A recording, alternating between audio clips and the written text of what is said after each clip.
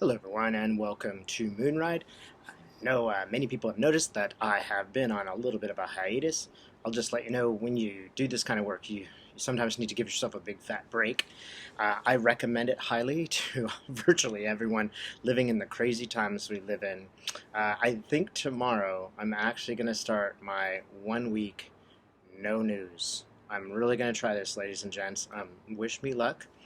Um, I may not succeed, but I'm going to try. Today, I'm going to talk to you about the coronavirus and see what helpful information I can get.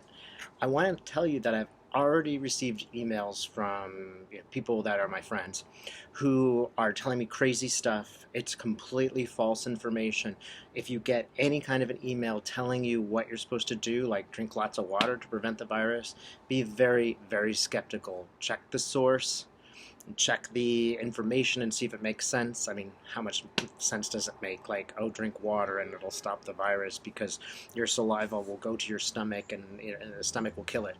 Uh, Take a serious view of this stuff because it really is a matter of a life and death. So, um, wow. Interestingly enough, first thing I'm getting is Pence. Spirit, why are you showing me Pence in relationship to the coronavirus? They said today that he shook a student's hand, and that student um, is now separated from everyone because they want to make sure that they don't have the virus. It's kind of incredible because I can even see fear on his face, like, oh my God, I shook somebody's hand. Maybe I shouldn't be out. It's very interesting because he does seem pretty upset about this. It's sort of like, wow, now you know how other people feel. Science is real, right? If it's somebody else's sickness, you can just tell them nonsense. Because he is a little bit worried, Pence. He's worried about his own life. And here's the interesting thing, he can't even tell anybody about it. I think he will. I think he's going to go see a doctor and get the test.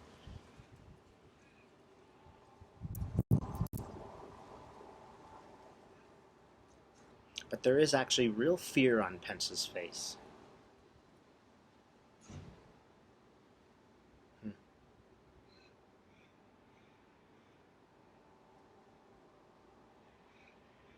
And I'm actually even seeing anger on his face. So why, again, I'm just, why show me Pence? Does he really have it? He's shaking his head. No, he doesn't have it. It's just the fear that's gripping him right now.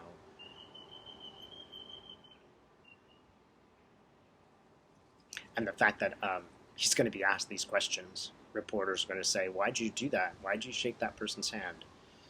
Why are you out there shaking hands instead of taking care of this virus? What's going on? So, Spirit, can we have an idea of what will be the consequences of the virus? So I'm seeing the stock market sort of lines. Okay, we just hit it down, then we went up, then we went down, then we kind of went up. I get a real zigzagging and fairly soon a steep crash. That doesn't look permanent, but it's bang and then a little bit up and then bang. I mean, it's not a good movement. It is a zigzag movement with some real downs, some real historic downs.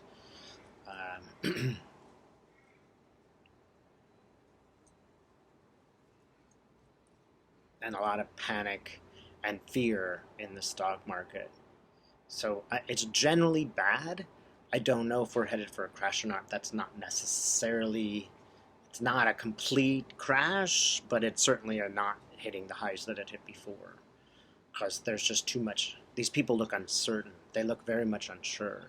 And they're trying to sort of psych it out, like, hey, just think positive, it'll all go away, just think positive. But in the back of their mind, they're looking at the response as an incompetent response.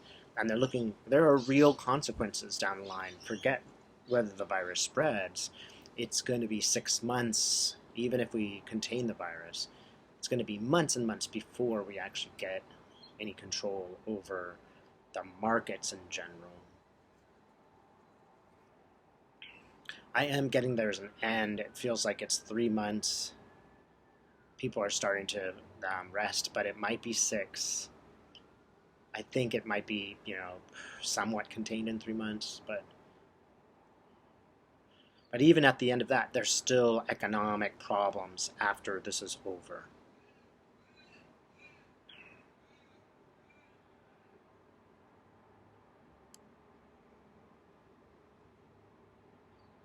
I get other problems. So it looks like there's a tornado. I don't know if this is literal or figurative. I know there was just one in Tennessee. Why am I seeing it? Another tornado.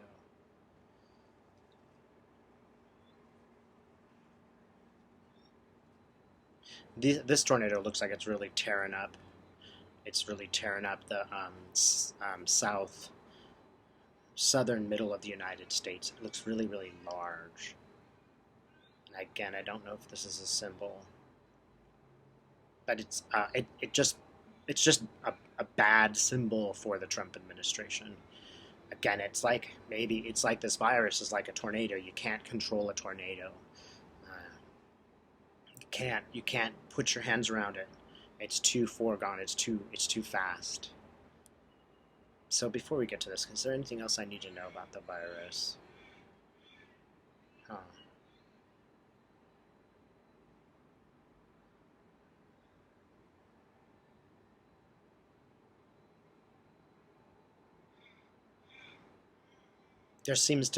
There will be more sick people.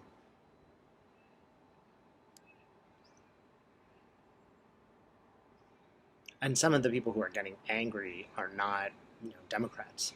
They are people within the Trump camp who are having to deal with these problems and the costs.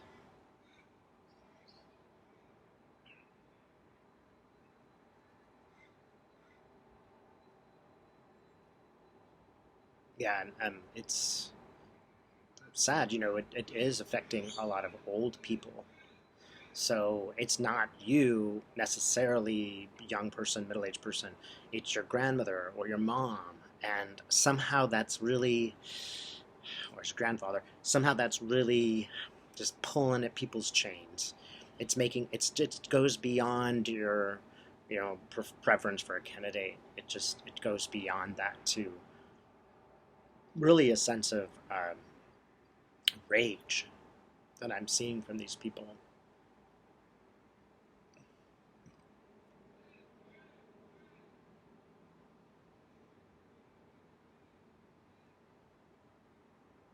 And it will cost Trump. It will cost him.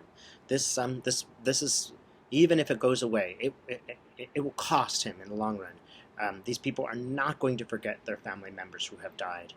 They're going to be very open about this. They're going to come forward and they're going to cut through a lot of people's nonsense by saying, "Hey, look, this person I loved is dead, and it's because of the Trump administration." And the more Trump tries to backpedal and blame it on Obama, the more they will get enraged.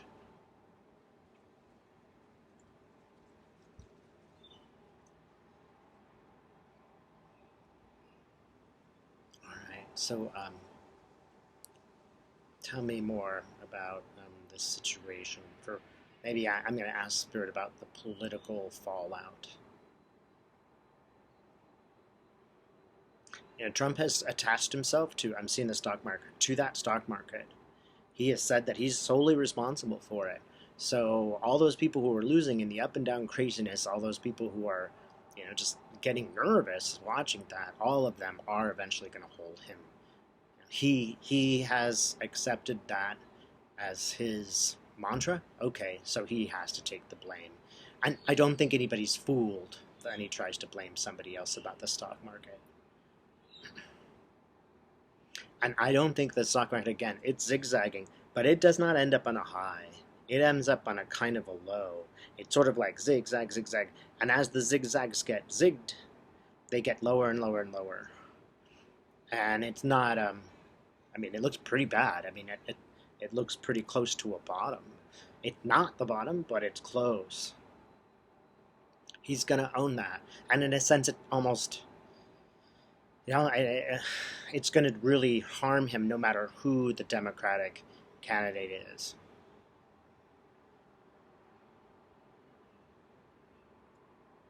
And it's really frustrating Trump. Now, this is the other thing. Trump's life is on the line right now. If he fails, he's going to go to jail.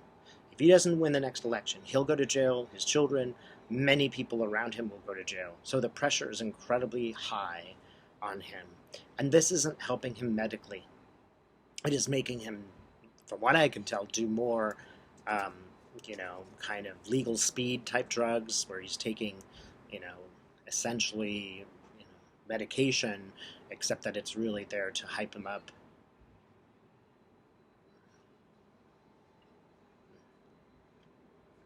And it's just becoming more and more and more. He's taking it more and more often. And it's starting not to be enough. So, I see somebody delivering other kinds of drugs to him. Again, I don't know if this is literal or figurative. I see another man delivering drugs to him in a suitcase.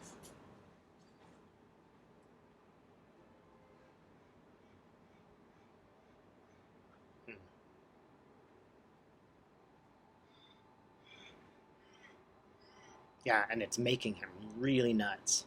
It's really shooting his blood pressure up and then down and up and down.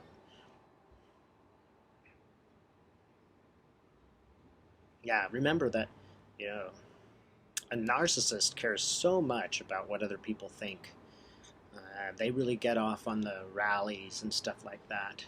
And if they're not getting that much attention at the rallies, if the response is not that good, if the people see him and they're shocked, that's just going to make his condition even more and more intense. He's going to need whatever he's doing, what I see is white powder, whatever white powder it is, he's going to need more and more of that. And I literally see a guy walking in with a suitcase. Everybody's just turning their heads. No, it's okay.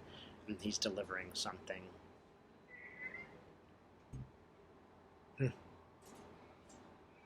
It's like this Trump is just like becoming a maniac. If you can imagine, his mood swings are becoming even stronger. And his staff is like more and more trying to keep him off the air, trying to keep him off TV, because he's so out of control that they don't know what he's going to do next. Anytime he comes out, it's a liability.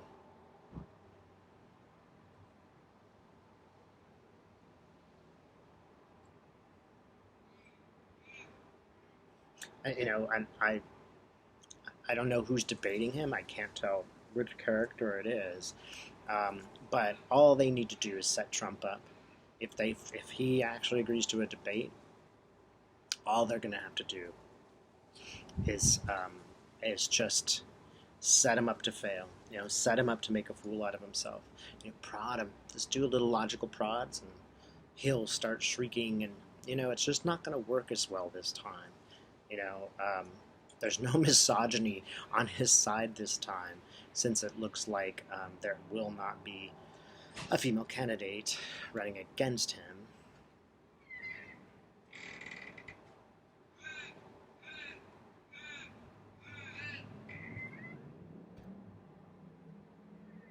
Yeah, it seems like there's only diehard supporters.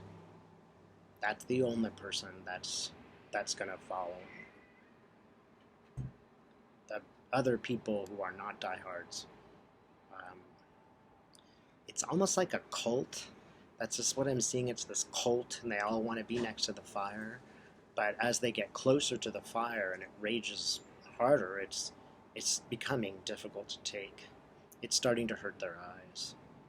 And they're starting to get that, hey, I'm supporting a loser, and nobody wants to support a loser, right? Especially because you're going to, they're clinging on to him because they don't want to be wrong.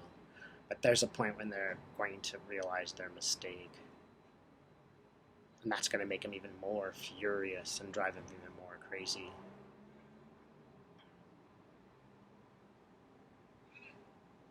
The coronavirus is terrible, and I hope you will take a minute to pray for those people who have suffered. They didn't do anything wrong. I hope you will take a moment to do this. Maybe that moment is right now. But in the big picture of this, this is something that is going to show us who Trump really is, and it will undermine his base in a huge way. I mean, I do not see him succeeding at this debate or anything else in the next year. So, I don't want to say that this is a silver lining. I don't want to look at this virus that way, but that is the reality. Yeah, this is a just disaster for Donald Trump. It is an absolute disaster, and everything that I see indicates that. Now I see Trump punching through a White House glass window and cutting his arm. It is like a accidental suicide.